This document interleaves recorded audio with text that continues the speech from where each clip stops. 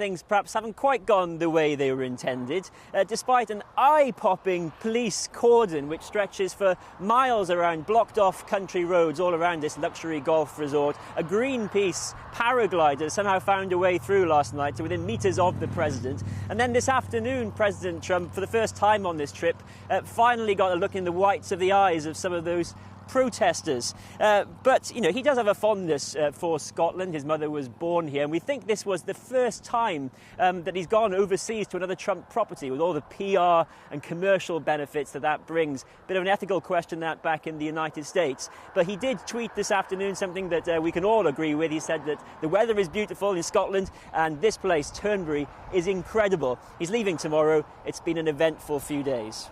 No Trump, no KKK, no Nazi USA, no Trump. It was one of the most fortified rounds of golf you'll ever see, on a visit that so far kept the US president far away from his critics. Donald! Get tweeting quick! Nobody likes you! Police boats, snipers, a line of officers stretching to the shore at British taxpayers' expense, so that President Trump, son Eric beside him, could enjoy himself now on his own turf. But watch closely. This may just annoy this proud golfer as much as anything on this trip. A missed putt, club swung in frustration, just as the world's press had their cameras out.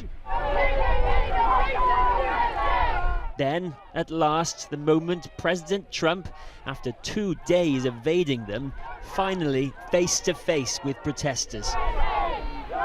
He waves back as if they're adoring fans. Well, this is the closest that President Trump has come to any protester throughout this entire weekend. He cannot fail now to have heard the message that these people are shouting so clearly towards him. Oh, I think he gets the message. If he didn't get the message, why is there 700 policemen lining the beach? He says people love him. He's got great friends in Scotland. Yes. People love him. Actually, yeah.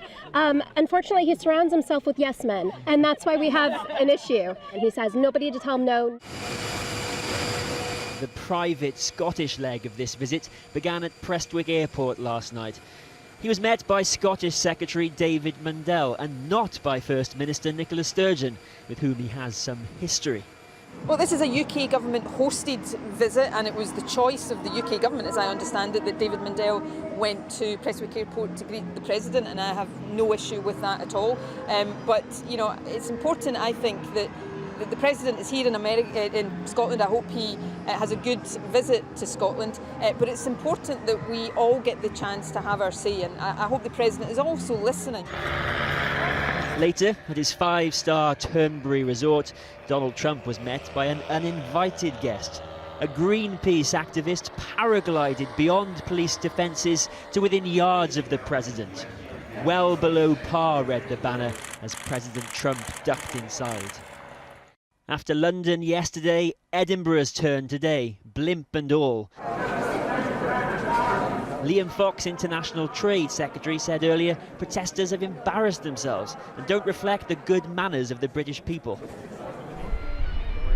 President Trump has not had it all his own way on this trip.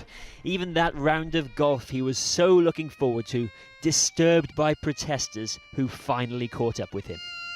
And well, joining me now in the studio is John Nicholson, formerly a speechwriter for a US senator before serving as the SNP's culture, media and sports spokesperson. Greg Swenson from Republicans Overseas, and American comedian and activist Athena Stevens. Welcome to you all. Let me start with you, Greg. Liam Fox, International Trade Secretary, just said, and as we heard in Kieran's piece, that the demonstrators have embarrassed Britain and themselves by demonstrating the way they did. Do you agree with that? Well, I think so.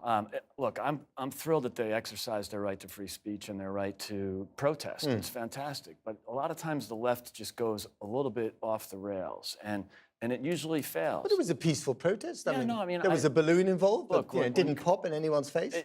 As it turns out, it was relatively. I think everybody got out unscathed. Everything worked out well. But if I were a strategist for the Democrats in the U.S. or Labor here, I would say, have the argument, make the case, have a peaceful protest, that's fine. But when they go a little bit off the rails with the silliness, and this happens in the States as well, they usually lose. But what I'm interested in is, I suspect that Trump quite likes the demonstrators. Yeah. The old Oscar Wilde thing, there's one thing worse than being, talked about He's nastily, is not being talked about.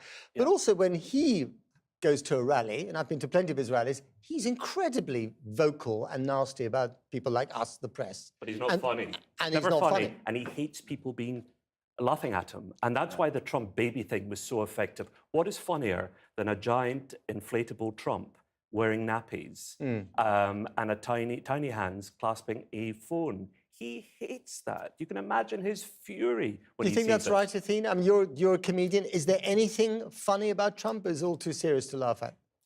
Well, that's a loaded question in terms of what one. But I think, first of all, this is a march led by women, with the Women's March. And I think, is it up to the layperson to be diplomatic? That's the first question we have to ask. And when citizens feel like they are not being represented, they are going to fight back. And that's why we see parties like the Women's Equality Party springing up, because these old world politicians are not representing the people. And do you feel that he represents you as an American president? Well, he is my employee. Let's He's your make employee, that yeah. clear. Very good point. Very I good point. pay his taxes. So is he doing a good job? I don't think so personally, but there are things like the stock market is at an all-time high. Yeah. Liberals need to look at that honestly and figure out how to respond to that constructively. Well, let's ask John here. I mean, you're a critic of Trump, but, stock market's doing fine.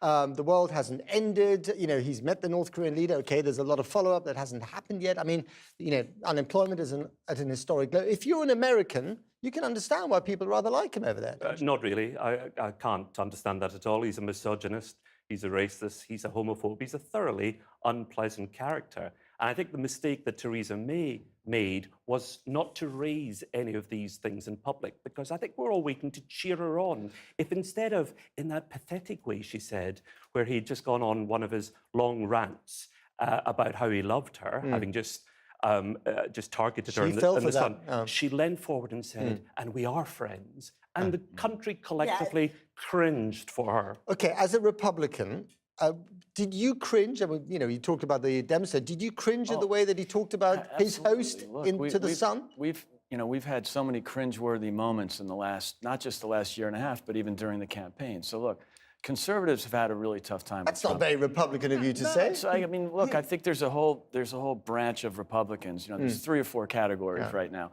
There's the crazy Trumpers. There's the never Trumpers. There's the kind of... And where do you belong? I'm in the 4th group, which is I criticize him when he does something that's obnoxious, and I support him when he does something that is good. There's many times where it's there's cringeworthy moments. I'm not embarrassed by him. He's just so rude, isn't he? I think No, He's also so rude. we I go think you're right. on He's rude. and on about this special relationship. The special relationship. That Britain is supposed to have with America. What I would like to see as a spokesperson of the WEB is Theresa May set the agenda and not follow him around like a codependent relationship. Any relationship has to be built on equality and trust. We do not have that here. I think that's such a good point, because when you front-load a discussion with a special relationship, and these are the words that every prime minister wants to hear from the lips of an American president. It's pathetic. Yeah. Well, also, it may be that, but also, you're making it more difficult to come up with a trade relationship, aren't you? Well, Because he's not going to be nice to us. No, but he's not nice to anybody, really. I mean, he's let's just He's say nice to Kim. He loves boorish. dictators. Right. Wow. I mean, look, there's an argument to keep your friends close and your enemies closer. So he's got this method of throwing a grenade in the room, backpedaling the next day, trying to patch things up. I'm not really sure he's got an end game. Look, to say he's disruptive is an understatement. He's rude, he's boorish, all that. But But even- don't let that drive you crazy. But even Maggie Thatcher did a better job managing her friend Reagan than what we are seeing. It's true. It's true. When we look at this weekend, what do we see? We see him belittling the Prime Minister. We see him pursue his obsession with the Muslim mayor of London.